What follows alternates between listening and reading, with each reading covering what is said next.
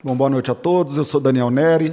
Atualmente eu componho a diretoria do Sinasef FMG, que representa os servidores, docentes e técnicos administrativos de 17 unidades do IFMG, inclusive, obviamente, o Campus Ouro Preto, e a reitoria que funciona em Belo Horizonte. Bom, quanto tempo? 5? Tá, porque eu queria destacar alguns pontos aqui.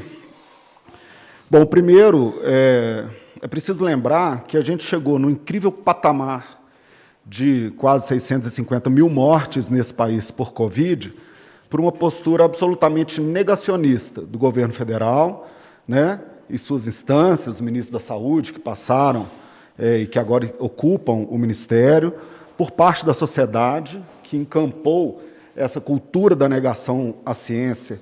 E, com isso, a gente tem até hoje um número importante de não vacinados, de pessoas que não querem se vacinar. Então, isso não pode ser esquecido, porque, na medida que a gente abandona a abordagem científica, a gente fica sujeito a ter um retrocesso nos avanços que a gente já teve com a vacinação. É preciso lembrar que o nosso problema maior é impedir a circulação do vírus para impedir o fortalecimento de cepas e o surgimento de novas variantes. A vacina não impede a circulação do vírus. As pessoas vacinadas também se contaminam. Elas adoecem pouco, têm sintomas fracos e praticamente não morrem. Mas a vacinação não blinda o vírus. Jonathan, quando você fala de imunização de rebanho, ela vale para as pessoas vacinadas pararem de morrer, mas ela não imuniza as crianças em casa. Ela não imuniza as crianças na escola. Então, os números estão muito bons em Ouro Preto, isso é muito bom, estão muito acima da média brasileira, mas a gente corre um risco muito grande de que esses números piorem à medida que a gente se esquece de que crianças se contaminam. No Brasil hoje, nós temos o Covid-19 como a principal causa de mortes de crianças por causa natural, por doenças que elas adquirem. Covid-19 mata mais crianças do que qualquer outra doença. Então, a gente não pode simplesmente considerar a população adulta vacinada como um critério de segurança para crianças.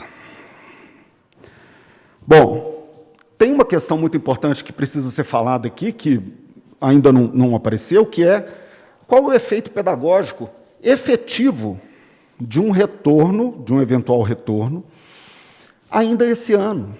Sabe, os efeitos, os danos causados pela transição no início da pandemia para o ensino remoto, eles estão aí e eles precisam ser estudados e a gente precisa de tempo para entender como que a gente vai fazer para compensar as consequências, vamos chamar assim, dessa grande parte da população que ficou no ensino remoto. Aí, de repente, o governador do Estado, numa atitude absolutamente irresponsável, decreta o retorno obrigatório às aulas presenciais. Bom, a gente precisa oferecer uma resistência política a isso. É muito grave que o secretário de Educação, e obviamente todos os secretários, sejam notificados pelo Ministério Público com uma atitude, obviamente, de coação, de constrangimento público, para que as prefeituras sigam o decreto estadual. Isso é um absurdo, isso é um crime, isso não poderia nunca acontecer. Como que a gente obriga as crianças, de repente, os adolescentes, de repente, a voltarem para a escola depois de um período enorme, de 1 ano e meio, em casa, com ensino remoto, fazendo roteiro, sem conseguir assistir aula, ninguém abre o vídeo. De repente, está tudo bem. Dia 3 de novembro, as crianças e os adolescentes estarão na escola. Olha,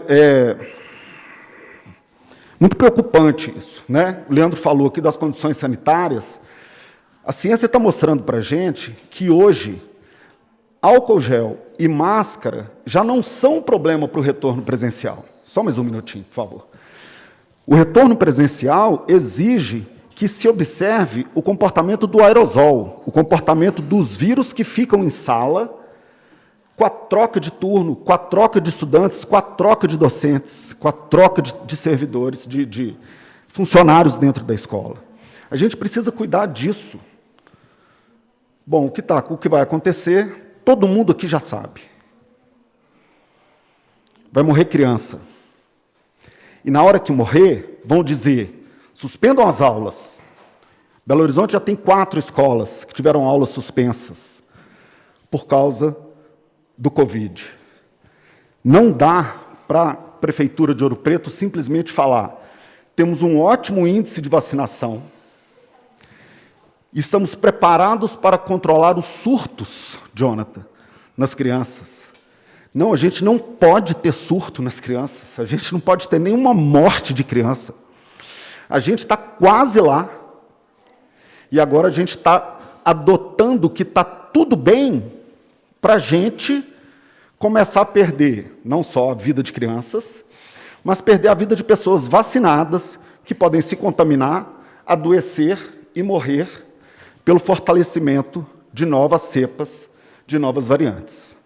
Então, o Sinasef traz aqui o recado que é, vamos olhar para a ciência, esqueçam a questão econômica, esqueçam a necessidade de circular gente na rua, porque senão vão morrer crianças, vão morrer pessoas vacinadas, nós vamos perder todo esse esforço que foi feito até aqui. E não sou eu que estou falando, não é o Sinasef que está falando, a rede está inundada de estudos da Fiocruz, de cientistas que estão dizendo isso para a gente. Obrigado pela atenção, obrigado pela oportunidade, um abraço.